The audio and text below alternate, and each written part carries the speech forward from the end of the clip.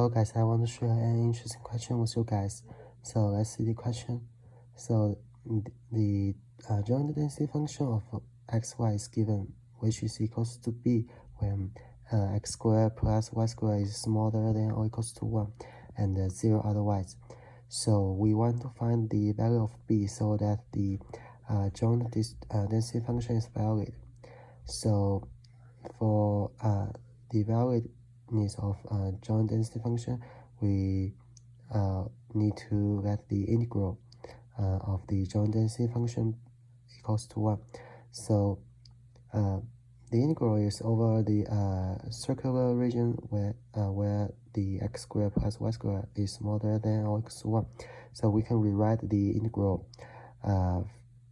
from negative infinity to infinity b dy dx equals to integral from -1 to 1 and integral from negative square root of 1 minus y to square root of 1 minus y squared and b dx dy equals to 1. So this is equals to b times the integral from -1 to 1 and then integral from negative square root of 1 minus y squared to square root of 1 minus y squared and 1 dx dy. And we can use the polar coordinate to transfer it to b times the integral from 0 to 2 pi and integral from 0 to 1 1 times r and dr d theta.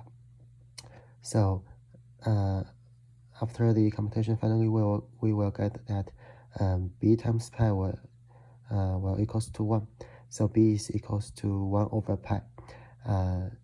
So when b is equals to 1 over pi, the joint density function is valid. So for the second question, we want to find the expected value of x and x given by y and x given by capital Y and y given by smaller x and y given by capital X and expected value of xy.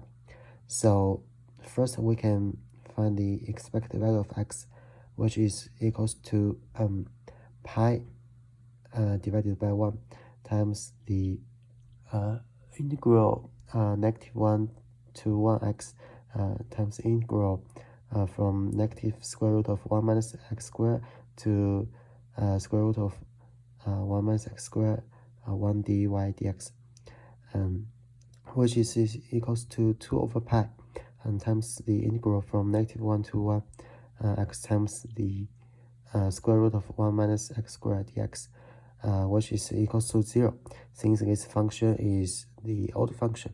So when the integral is from something like -a to a, our result will always be 0. So since expected value of x is 0, we can know that the expected value of x given by y and the expected value of x given by capital Y is are both 0. And by symmetric, we can know that when expected value of x is 0, the expected value of y is 0 in this case. So which implies that the expected value of y given by x and the expected value of y given by capital X are both 0. So finally we need to calculate the expected value of xy. So expected value of xy is equals to 1 over pi times the integral from -1 to 1 and times the integral from negative square root of 1 minus x squared to square root of 1 minus x squared xy dy dx, which is equals to 1 over pi times this integral from -1 to 1 x times the integral from negative square root of 1 minus x to square root of 1 minus x, sorry, my bad, y dy dx. And since y is an odd function, so the integral of y from negative square root of 1 minus x squared to square root of 1 minus x squared is 0.